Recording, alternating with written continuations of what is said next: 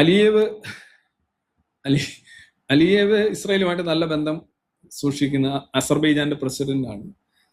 And after Iranian drone attack, those responsible will regret it, don't test our strength. അസർബൈജാന് യുദ്ധ പരിശീലനവും യുദ്ധ തഴമ്പിനും യാതൊരു കുറവുമില്ല. ജനിച്ചപ്പോഴേ യുദ്ധം ചെയ്തുകൊണ്ടിരിക്കുന്ന രാജ്യമാണ് അസർബൈജാൻ. വിത്ത് അർമേനിയ, നഗാർണോ കറാബക്ക് ഒക്കെ അറിയാമല്ലോ. അസർബൈജാൻ ഇപ്പോഴാണ് ഒരു ചെറിയ കുറച്ച് സമയമായിട്ടാണ് ഈ സാധനം എടുത്ത് താഴെ വെച്ചിരിക്കുന്നത്. അസർബൈജാന്റെ അങ്ങോട്ട് എന്തിനാണ് ഇത്ര കൃത്യമായിട്ട് ഈ മിസൈലുകളും ഡ്രോണുകളും ഇറാൻ വിടുന്നതെന്ന് ചോദിക്കുമ്പോൾ, നീയും കൂടി ഇതിനകത്ത് കിടക്കട്ടെ അല്ലേ, വലിച്ചിടുന്നവനുണ്ട് തോട്ടിലേക്കൊക്കെ നമ്മൾ പോകുമ്പോൾ കുളിക്കാനായിട്ട് വലിച്ചിടുമല്ലോ, ആ രീതിയിൽ ഇതിടുകയാണ്.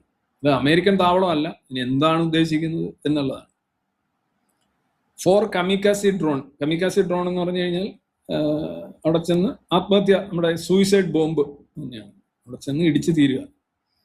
Targeted Nakhchivan international airport and a secondary school in village Shakarabad. At least 4 civilians were injured. ഒരു എയർപോർട്ടും ഒരു സ്കൂളിലെ, വില്ലേജിലെ ഒരു സ്കൂളുമാണ്. ഈ സ്കൂളിൽ എന്താണ് അമേരിക്കക്കാരിയിരിക്കുന്നു അതോ ഇസ്രായേൽക്കാരിയിരിക്കുന്നു? അപ്പൊ പറയും, അയ്യോ ഇറാൻ വിടുന്നതിനകത്ത് സ്ഥലമൊന്നും നോക്കിയിട്ട് കാര്യമില്ല. ഇറാൻ വിടുന്നത് എന്തെങ്കിലുമൊക്കെ പ്രശ്നം ഉണ്ടാക്കുക, കൊല്ലുക, 10 പേരെ കൊന്നാൽ അത്രയായി. അപ്പൊ അത് നിങ്ങൾ അവിടെ സ്കൂളോ ഒന്നും നോക്കിയിട്ട് കാര്യമില്ല. എന്തുകൊണ്ട് dragging the 8th country into the conflict? There is no official US military bases or troops in Azerbaijan. Number 1. Then President Aliyev has repeatedly stated that Azerbaijan territory will not be used for attacks. അദ്ദേഹം പറഞ്ഞിട്ടുള്ളതാണ്, ഇവിടെ നിന്ന് അമേരിക്കയ്ക്കോ ഇസ്രായേലിനോ attack നടത്താൻ ഞങ്ങൾ അനുവദിക്കില്ല, Iran സഹോദര രാജ്യമാണ് എന്ന് അലിയേവ് പറഞ്ഞിട്ടുള്ളതാണ്. പക്ഷേ ബേസ് ഒന്നും ഇല്ലെങ്കിലും ഒരു അദൃശ്യമായ കോപ്പറേഷൻ അസർബൈജാനും ഇസ്രായേലും തമ്മിൽ ഉണ്ട് എന്നാണ് ഇറാന്റെ വാദം എന്നാണ് പറയപ്പെടുന്നത്. ശരിയാണ്, ബേസ് ഒന്നും ഇല്ല, എന്നാലും നിങ്ങൾ ഇസ്രായേലുമായിട്ട് എന്തോ പ്രശ്നമുണ്ട്. അതൊന്നായത് Israeli and American intelligence agencies operate electronic surveillance stations near Iranian borders to monitor their missile movement.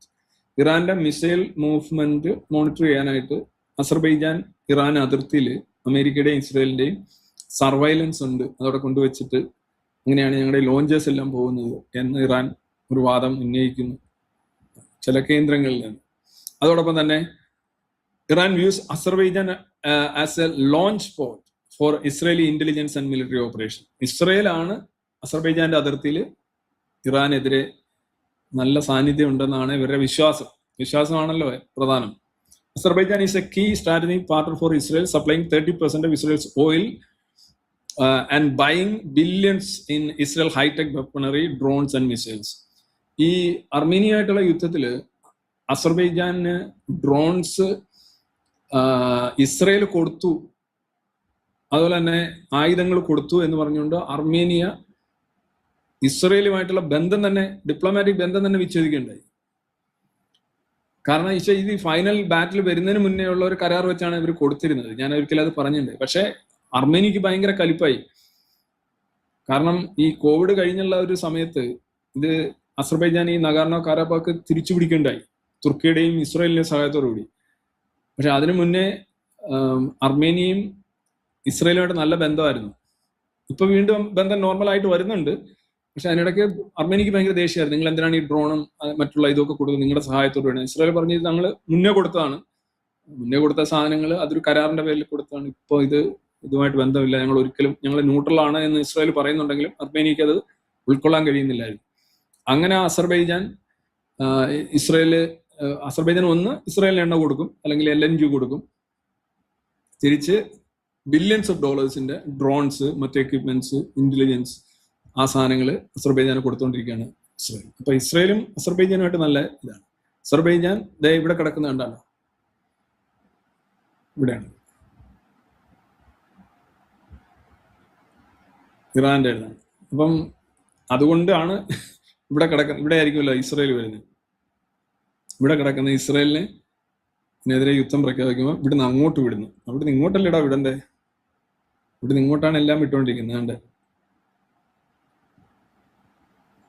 Qatar, Bahrain, Kuwait, Iraq, UAE, അല്ലേ?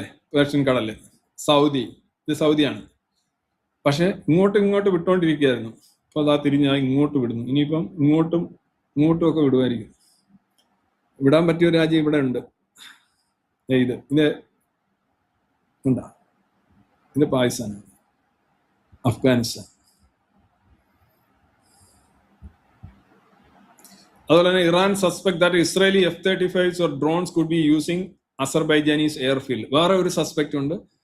അസർബൈജാനിലെ എയർഫീൽഡിൽ S-35ഉം ഇസ്രായേലിന്റെ ഡ്രോണുകളും ഒക്കെ വന്ന് പൊങ്ങുന്നു. ചുമ്മാ അത് സംശയം ഉണ്ടെന്ന് അവർ പറയുന്നു, അങ്ങനെ അടിക്കുന്നു. അപ്പം അമേരിക്കക്കാരെയാണ് എന്നുള്ളത് ഇല്ലേ, ദിസ് വാസ് വളരെ ദാരുണമായ സംഭവമായിരുന്നു. ഇതിന്റെ ലൈവ് ഇതിന്റെ വീഡിയോ ഒക്കെ കണ്ടപ്പോൾ ഇതിവിടെ ടോർപിഡോ കൊണ്ടുവന്ന് ഇടിച്ചിട്ട് ശരിക്കും ഇതിന്റെ ഹള്ള് വെച്ച് ഒടിഞ്ഞാണ് ഇത് മുങ്ങുന്നത്. 2 മിനിറ്റുള്ളിൽ മുങ്ങിയെന്നാണ് പറയുന്നത്. ഇത്രയും വലിയൊരു കപ്പല്, ഭയങ്കര സംഭവമായിപ്പോയി. 1945 ശേഷം ആദ്യമായിട്ടാണ്, 2ാം ലോക മഹായുദ്ധത്തിന് ശേഷം, കഴിഞ്ഞ 10-80 വർഷമായിട്ട് ഇങ്ങനെ കപ്പലുകളിൽ ടോർപിഡോ ഓടിച്ച് മുക്കിയിട്ടില്ല. അതിനെ കുറിച്ച് പറഞ്ഞു. മിലൻ എന്ന് പറയുന്ന മിലൻ 26 ഒരു നേവൽ എക്സസൈസ് കഴിഞ്ഞ് തിരിച്ചു പോവുകയാണ്. ഫെബ്രുവരി 15 മുതൽ 25.